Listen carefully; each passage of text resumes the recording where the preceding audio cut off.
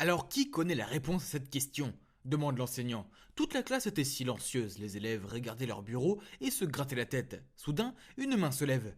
Oui, c'était moi, juste moi. En fait, la physique est ma matière préférée, donc la question posée au tableau ne m'a pas déconcerté et j'ai donné une réponse détaillée.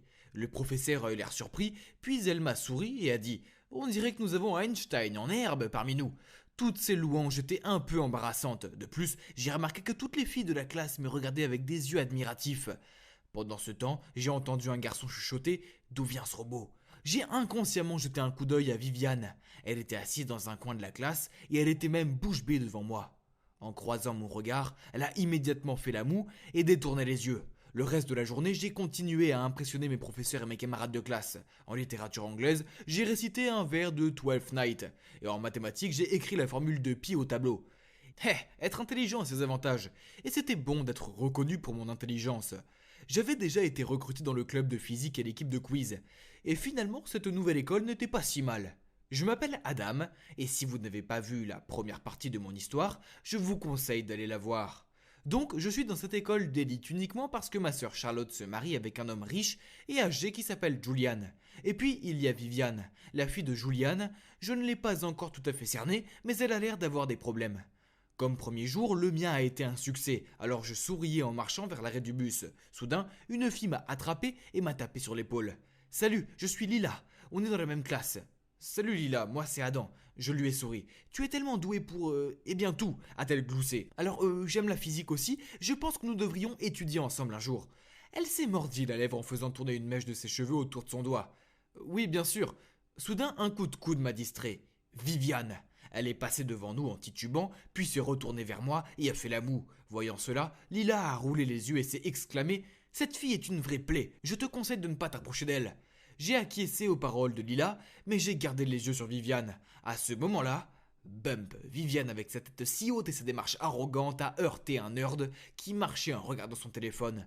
J'ai grimacé en la voyant tomber sur lui et son téléphone a été projeté et s'est écrasé en touchant le sol. Elle a rougi et s'est relevée en courant, a sorti frénétiquement l'argent de son portefeuille et l'a glissé dans la main du garçon, puis s'est enfuie en courant. Ouh, quelle fille audacieuse! Lila s'est moquée. Pensez que l'argent de papa résout tout. Quelle ignorante! Soupirant, je n'ai pu que lui donner un haussement d'épaule en entendant ces mots, puis j'ai rapidement trouvé des excuses pour attraper mon bus. Cette nuit-là, je regardais Miss Buster à la télé dans le salon quand j'ai vu Charlotte sortir en courant de la salle de bain en criant. Sa peau était couverte de plaques rouges et elle criait qu'elle avait des poils de chien sur sa serviette. À ce moment-là, Viviane est passée devant nous. Elle a regardé Charlotte de haut en bas, puis a souri et a dit « Oh mon Dieu, notre modèle ressemble à Omar aujourd'hui !» Charlotte était tellement en colère qu'elle a réussi à devenir encore plus rouge. « Viviane, comment oses-tu? Attends un peu !» Après ça, Charlotte a fait irruption dans le bureau et a traîné Julian dans le salon. « Oh mec, c'était vraiment sérieux cette fois !»« Julian, regarde-moi, je suis hideuse et c'est la faute de cette enfant malveillante !» A-t-elle pointé du doigt une Viviane toujours souriante. « Ces tours sont inacceptables !» Elle lui a secoué le bras vigoureusement puis a tapé du pied sur le sol. Julian a froncé les sourcils à Viviane, mais elle n'a montré aucune culpabilité. Au lieu de ça, elle a juste haussé les épaules et dit « Je n'ai aucune idée de ce dont elle parle ».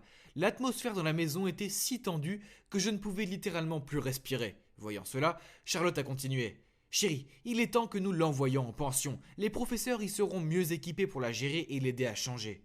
Juliane a écouté attentivement puis a hoché la tête. Le sourire de Viviane est tombé. Elle a jeté un regard furieux à Charlotte, puis s'est tournée vers Juliane et a dit durement « Papa, pourquoi l'écoutes-tu toujours? Elle n'est qu'une étrangère, je suis ta fille. » Ok, allons-y doucement, je vais voir ce qui est le mieux pour toi.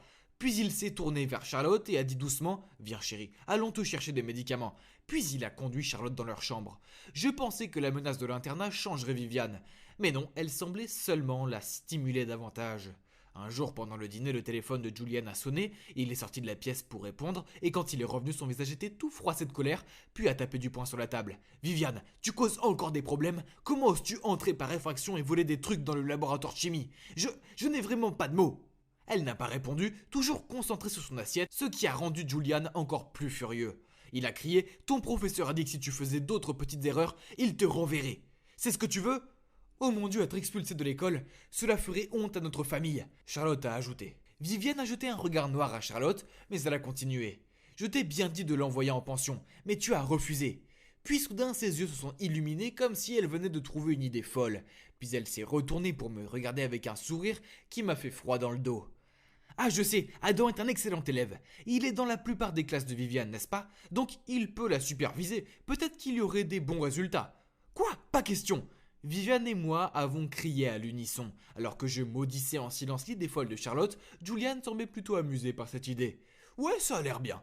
Pas question. Qui est-il pour me surveiller? Eh bien, si tu n'aimes pas ça, je te suggère de monter dans ta chambre et de commencer à préparer tes affaires pour l'internat. Viviane n'a rien dit d'autre. Elle a boudé et est retournée dans sa chambre. Julian a secoué la tête d'un air las, puis m'a dit d'aller discuter avec lui dans son bureau. Adam, s'il te plaît, aide-moi à garder un œil sur Viviane. Honnêtement, je ne veux pas l'envoyer dans un internat, mais je ne peux pas non plus rester assis à attendre qu'elle soit expulsée. Cela m'a mis face à un dilemme. Je ne voulais pas être impliqué avec cette fille têtue, mais je ne pouvais pas dire non. Mais je ne pouvais pas dire non à Julian. Voyant que j'hésitais, il a continué. S'il te plaît, c'est une bonne fille. Elle a juste eu une période difficile et est tellement en colère contre tout. Elle est tellement en colère contre moi. Ah. Et oui, vous l'avez deviné, j'ai cédé et j'ai accepté de l'aider. Puis il a immédiatement énuméré une série de tâches. Ne laisse pas Viviane avoir moins d'un C. Ne la laisse pas fréquenter de mauvais amis, y compris Carter, son désagréable petit ami actuel. Suis-la de près et ne la laisse pas enfreindre les règles de l'école. Fais en sorte qu'elle prenne ses études au sérieux, pour une fois. Tout cela semble simple, non? Pour les gens ordinaires peut-être, mais Viviane était loin d'être ordinaire. Elle était plutôt une personne à problème, rusée et peu coopérative. Je n'avais aucune idée de la façon dont j'allais convaincre une rebelle comme Viviane de se plier à ces règles. Mais j'avoue, j'ai dit à Julian que je l'aiderais, alors je devais tenir parole. Donc à partir de ce moment-là, je suis officiellement devenu le tuteur et le majordome de Viviane. Je devais lui donner des cours tous les jours, la surveiller 24 heures sur 24 et 7 jours sur 7. Et bien sûr, supporter ses tours malicieux pour échapper à son management. Concentre-toi s'il te plaît. Pourquoi tu continues à regarder par la fenêtre et à rêvasser alors que les examens approchent? J'étais vraiment en colère contre Viviane. Je ne le fais pas exprès, j'ai mal à la tête alors je n'arrive pas à me concentrer. Elle ne me trompait pas avec ce faux visage de pitié. J'ai immédiatement sorti un cachet d'aspirine de la poche de ma chemise et je secouai la tête pour lui faire signe de la prendre afin qu'elle puisse continuer à étudier. Viviane était abasourdie. Elle a pris mon stylo et a commencé à faire ses devoirs. Mais en moins de 5 minutes, elle s'est tournée vers moi et m'a demandé « Hey Adam, est-ce que tu aimes les jeux ?» J'ai feuilleté les pages du livre et j'ai répondu oui avec hésitation. De toute évidence, elle n'attendait que ça, car elle a immédiatement sorti sa Nintendo DS, me l'a donnée avec enthousiasme et m'a dit « Tu peux jouer à ça pendant que je dors un peu. J'ai veillé très tard hier soir en regardant des films. » Quand le temps sera écoulé, tu diras à mon père que nous avons fini d'étudier. Avant que je puisse dire quoi que ce soit, elle avait déjà sauté sur son lit et s'était enveloppée dans une couverture. C'était tellement frustrant, mais une idée m'a traversé l'esprit. Bien, alors changeons la méthode d'apprentissage. Une douche linguistique, ça te dit? J'ai alors pris le mini haut-parleur sur la table, j'ai fait jouer une leçon audio d'espagnol au volume le plus élevé et je l'ai placé juste à côté de ses oreilles. Elle a rapidement couvert sa tête avec un oreiller, mais je n'ai pas abandonné et j'ai continué à pousser le haut-parleur tout près. Après s'être roulée dans le lit pendant un moment, elle a finalement reconnu sa défaite et le visage contrarié est retourné au bureau et a dit « Bon, arrête cette torture immédiatement s'il te plaît. Tu veux que je m'assoie ici et que j'étudie, n'est-ce pas ?» J'ai croisé les bras et souri de satisfaction. Ah, cette fille qui n'est pas si facile à gérer. Je ne partageais pas l'attitude insouciante de Viviane, au contraire. J'avais tellement peur qu'elle échoue à ses examens et qu'on me le reproche. J'ai même dû la supplier. Et s'il te plaît, concentre-toi sur la littérature, s'il te plaît. Si tu as un F, alors je serai un homme mort. Ça ne me regarde pas, a ricané Viviane. Je lui ai passé désespérément mon essai.